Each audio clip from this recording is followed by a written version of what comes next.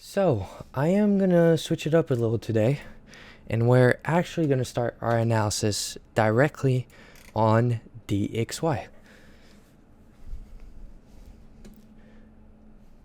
Let's start from a higher time frame, and I'll actually remove all my drawings. So, we expected lower prices for a while on DXY. Now that we've had this upward expansion, taking out liquidity and falling lower, we were expecting lower prices. But moving forward, where do we think it will go? DXY has a big role to play on where indices will move forward. So starting on our biggest chart, which I will consider is our monthly chart. Where are we within the range in relation to premium and discount? What inefficiencies are around? Well, it's pretty simple. We have this fair value gap, which also has a balanced price range as a part of it. Okay, well, some of you might be unfamiliar with balanced price ranges, and today's your lucky day because I'll be going over them a little today. So, when you have balanced price delivery and displacement, meaning in a simple way, fair value gaps overlapping each other, that is a balanced price range. Okay, well, what does a balanced price range do? Well, exactly as it sounds. This level in price is balance. It does not need to be revisited. If I am truly to be bearish, I will not revisit this, or if we go deeper into it, I will not dive into it that much. I will not trade back into it deeply. And as you can see on our charts, are we respecting CE? Well, I don't see candle bodies within that range, but I also see a large wick on our current monthly candle. I see that we dived very much lower and rejected those prices. Okay, well, what do we have to ask? What is our bullish objective? Well, this is balanced. So what is next? I have an order block and I have liquidity. That is all that I have. And if we dive even deeper into it, looking at premium and discount, you'll notice that we've already revisited premium of this range. Meaning what? Right? I'm just showing you guys how I reach certain conclusions. So what do I see here? I see, well, if we're diving into this balanced price range, which we don't need to, and we've already returned to a premium, so we should be expanding lower if need be, well, we have a bullish objective because we're disrespecting all of these things that we should be respecting if we were truly bearish. So what's my bias on DXY? And yes, I only did that from using a monthly chart. I'm going to gain more context by going lower, but I've determined that since we're disrespecting things that we should be respecting when we're bearish, and that we should not be retracing so deep after already returning to a premium, well, I will be bullish on DXY. Until when? Well, what do I need for me not to be bullish anymore? I need SMT while taking out liquidity, or a return to the premium of a range. So if I look at my monthly chart right here, my weekly chart, I apologize for that, and look at the most recent expansion range, which we are currently retracing within, it is the same story. We have already taken out liquidity in that range, returned to a premium in efficiency, this fair value gap right here, which I would combine the volume imbalance with, and right now we're going back into it. If we were truly bearish, we would not be going there. So what are my objectives for DXY? Taking out this liquidity, I would like us to close on a higher time frame chart. Like on our daily, for example, this week, I would like to see us close through it. And especially if our weekly candle closes through it, that is going to be very bullish for the future. I'm going to be expecting these highs to be targeted. But I'm looking at a week, and a week doesn't move tremendously, right? We have 1.2 change right here. We have a 1.1. A big week right here, we have a 1.7. So if I give myself kind of like an average of 1.4, for example, about, right? I'm not currently trying to be precise, but I can expect an average range candle to be there. If I wanted to be precise, I'd use an ATR, average true range, that analyzes previous candles range to try and predict the next one. But very specifically, I'm looking for this. How do we gain more insight into specifically how it's going to do it? We go on our daily chart. What do we see on our daily chart? Looking back, we see that we've taken liquidity and are currently displacing higher. Right here, and more specifically, we've gone from internal liquidity right here, this bullish fair value gap, towards external range liquidity, which at that time was this swing high. Now you could expect a retracement. A retracement to where? I have an inverted fair value gap right here and this order block, which will be protecting price. Right here I have a large gap, which we could revisit, but after said retracement, I'm going to be targeting highs on DXY. When you're trading indices, there's a reason why today I'm starting with DXY. I want you guys to understand that when I'm trading indices, I'm not looking for which fair value gap on DXY will be used, as it is very less volatile of an asset and it's not going to be as precise. It is a currency index. I'm only looking for a general idea of the movement I want it to complete. And the movement I currently wanted to see is possibly some sort of retracement, but ultimately going for this high this week. What would invalidate this? The disrespect of this order block. That's it. And when I'm saying the disrespect of this order block, I'm talking about the body. The bodies of the candle that would dive into it. Why? Because right here, I have a new day opening gap that is quite large. You can see from the close of this candle, if I remove this fair value gap for a second, the close of this candle to right here, the open of the next candle, I have a large gap. So I understand that this might be a possible draw for retracement. So it might wick down there, but I'm going to be looking for what? If we are talking specific levels, I'm going to be looking at mean threshold of this order block to respect, for price to respect. So what kind of scenario do I have? DXY being bullish means downwards pressure on indices. It is a risk off scenario. Indices will probably be higher resistance this week, so you're going to have to be careful, but we have a lot of news events to help us. More specifically, if we just talked about trading days, right? So what news events do we have? Well, here, I'll share my screen specifically so you guys can see that. We have consumer confidence on Tuesday, an FOMC member speaking, which, yes, is a red news event. Final GDP, unemployment claims, some University of Michigan consumer sentiment, right? I'm not being specific on what those news are, except if they are one of the news which I have a specific framework for. Wednesday is something special. We have news at 6 p.m., so I'm not going to be trading because that is out of session for me. So I'm going to be trading Tuesday, Thursday after 10 a.m., and Friday after lunch, pretty much, because I'm not going to be looking to place a trade during lunch, so I'm going to wait to see for some sort of PM opportunity once we get there. So my trading days are very simple: Tuesday, Thursday, Friday, with the specific rules in mind. These, by the way, will just give you a schedule for the future, of course, but they will help you tremendously if you follow these trading days. Don't even analyze price on a day that is not a trading day, and you'll see your win rate double at the minimum. Make sure you try that before you get back to me and tell me it doesn't work or it's not worth it. Now, diving deeper specifically into indices, if I clean this up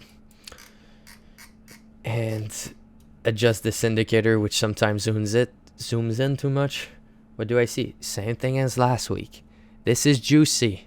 This is very low resistance for ES, right? This is black swan event. type stuff. Am I calling that next week will fly down, explodes down, and oh, well, yeah, it would be nice if I would actually share the chart, right? So right here, there you go. Right now, you guys should be able to see it, correct? Give me a little thumbs up. Yeah, awesome. All right, so I was pointing out these specific low resistance liquidity through the form of failure swings. And if let's just say I mark it out correctly. And this is, as I said, a big opportunity to explode lower. So I'm going to be expecting a very big move. Is it going to be this week? Is it going to be next week? Is it going to be second week of April? Is it going to be when they're finally going to announce World War III? I can't tell. I can't tell you, but I'm ready for it. I'm getting prepared. I have if-then statements ready. But now we're talking about this week specifically, so let me not get off track here. We had a lot of breaks in correlation, a lot of SMT everywhere. But if we're looking at correlation right now, what do I see? Well, very simple. We broke highs on both indices. So if I'm expecting DXY to be bullish, then what am I going to expect indices to be? Well, bearish. If I go up one time frame right here, what do we see? We see that we've been consolidating, and we just took out the high of said consolidation. And right here on ES, we don't have much at the moment. ES has been way more powerful, way more strong to the upside recently, while NASDAQ hasn't. And right here, what would give me the idea that we're going lower? Well, a sweep of this high and an expansion past this low, which would give me what? Confirmation. We're creating an order block. And if we go down past this low, we're going to go all the way to this failure swing. Why? Because that is all low resistance liquidity. After taking this low, I'm expecting way lower prices. How do I get to that conclusion? On my monthly chart. And very simple internal to external and external to internal framework. I understand that we're bullish. We're on indices, right? We're always going to be bullish. We might have retracement for a few years, but we're always going to remain bullish. So we expanded through highs, and now I am looking for retracement towards internal range to create the low of the year. Where would that happen? This is a gap that does not need to be revisited. So where else could it go? It could dive into this wick. It could go specifically for this inverted fair value gap, retest that, leave this open, follow higher, utilizing what? This order block to mitigate these orders and continue forward. But as I say very often, the monthly is rarely used by myself because it does not provide me with enough context to be, let's just call it, precise. The weekly also just got out of consolidation. So where am I going to go? Lower to gain more context. How am I going to confirm or invalidate my idea of lower pricing? Firstly, targeting these lows right here, which are previous week's low. Right here.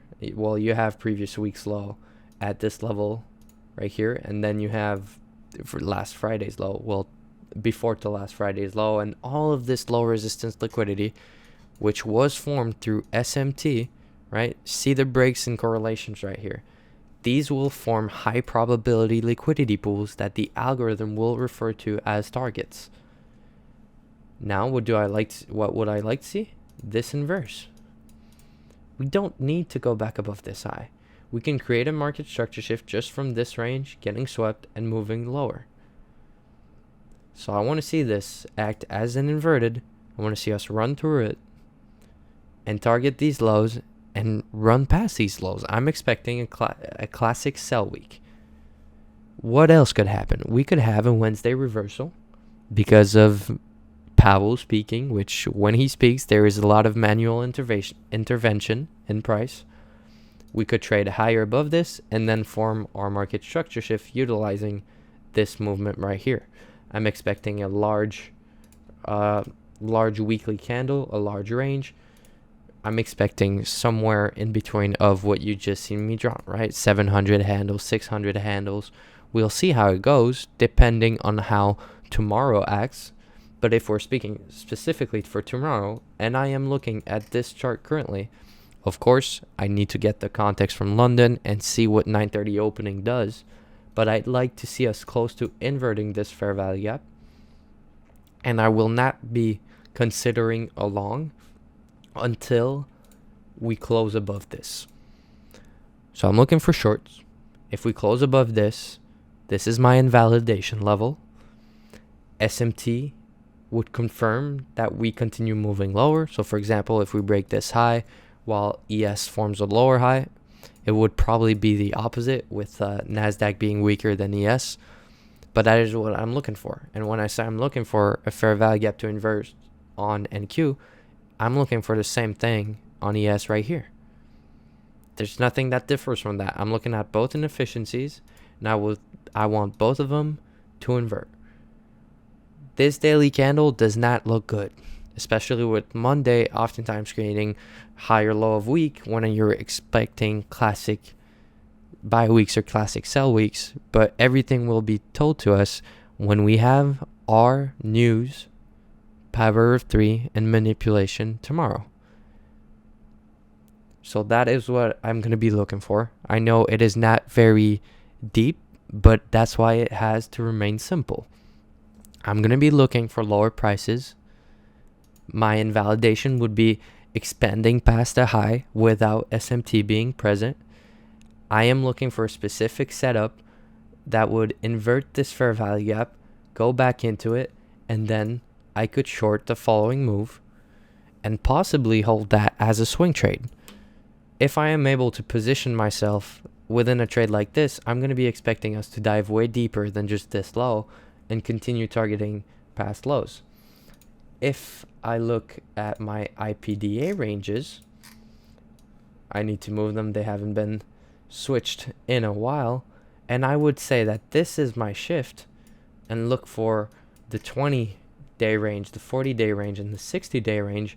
You'll see that these highs and lows refer to specific liquidity points that are important just from my charts.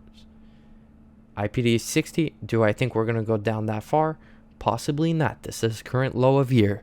If we go down that far, I'm going to be expecting this hopefully to be a manipulation, because if not, it would mean we had accumulation early year, manipulation higher, and then distribution lower. But my true objective is IPDA 40 low. When we are speaking more long term, do I think we can do this move in a week? Well, I mean, we can. I don't expect it to with the kind of news we have. If I draw out the same thing on ES, similar, you'll see I'm looking at the same thing. What would be a low-hanging fruit objective? IPDA 40 range, equilibrium, which is also IPDA 20 low. When you have all of these things lining up, I have liquidity here. It is part of this range, which I don't know if all of you guys know about IPDA data ranges, but I'm utilizing different concepts to add confluence to my trades, keeping it simple.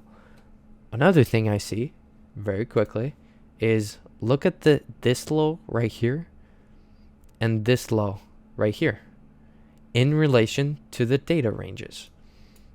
And yes, I know at the moment they're not on the same candle, so actually let me fix that so that you guys don't use that as why they're different. So ICT anchored IPDA ranges, by the way, all the indicators I use are all set in they're all shared in my official links. So if you want to go and have the exact ones that I'm using, they are all shared there. Well, the ones that are public, at least. Right here, if you look, this low right here within the IPDA 40 range is way lower, way closer to the IPDA 40 low on NASDAQ than it is on ES. If you actually study this specifically, you'll see that those highs and lows that differ that much, that lack correlation at those specific levels. So for example, IPDA 60 equilibrium is here, And on NASDAQ, it is just before the liquidity of this low. And on ES, it is deeper. And if I look in relation to the IPDA 40 range, I'll see that we are way further.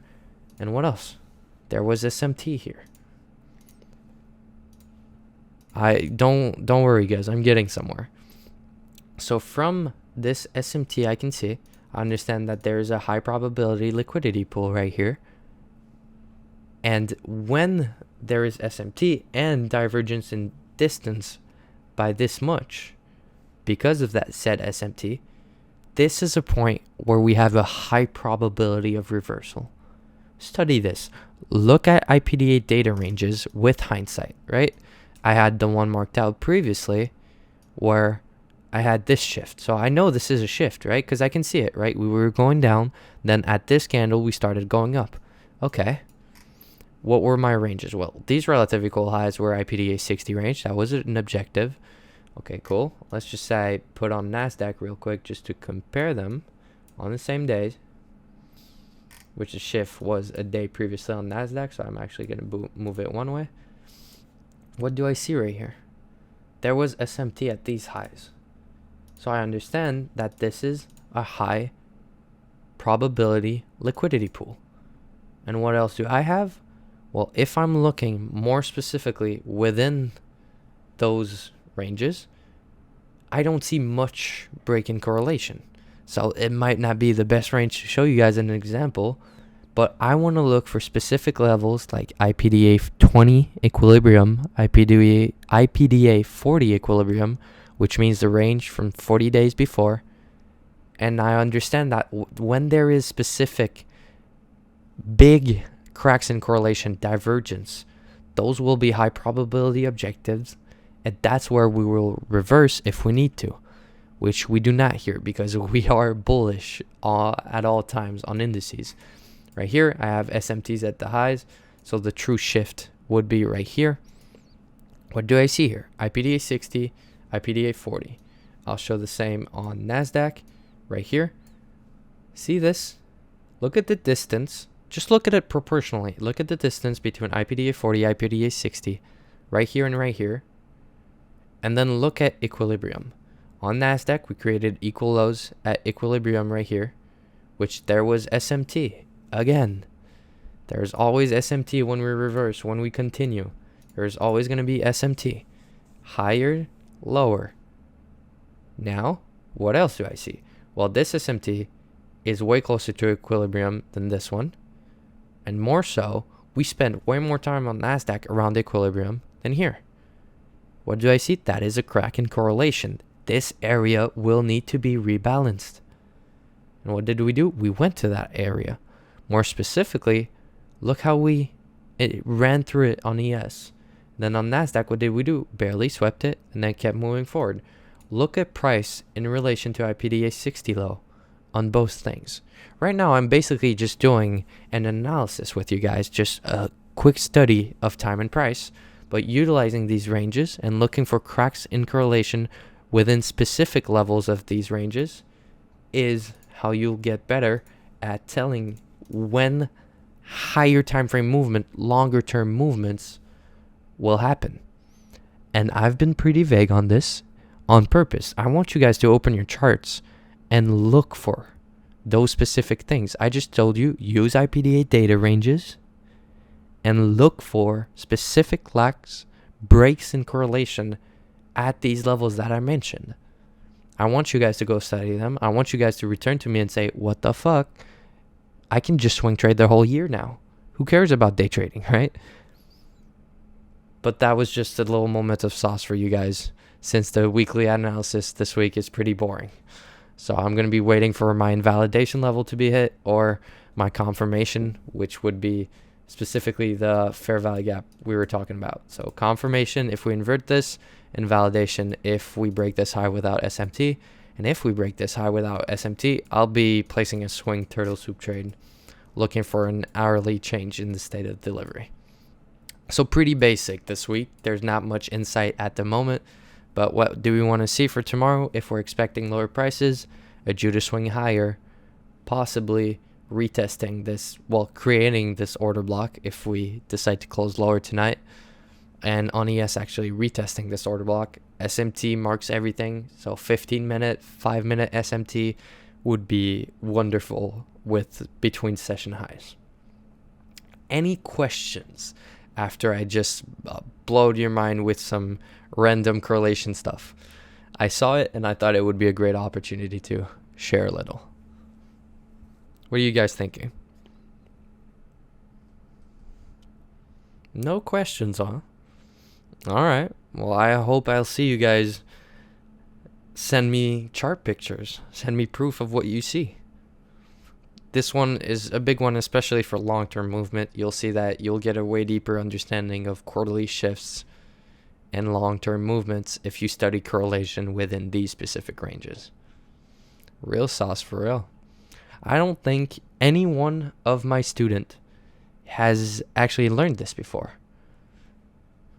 No worries, brother. I have much more sauce than this. This is nice, but this is not much.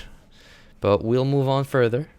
And as this community grows, I'll keep sharing and sharing and sharing the specifics within price action. On that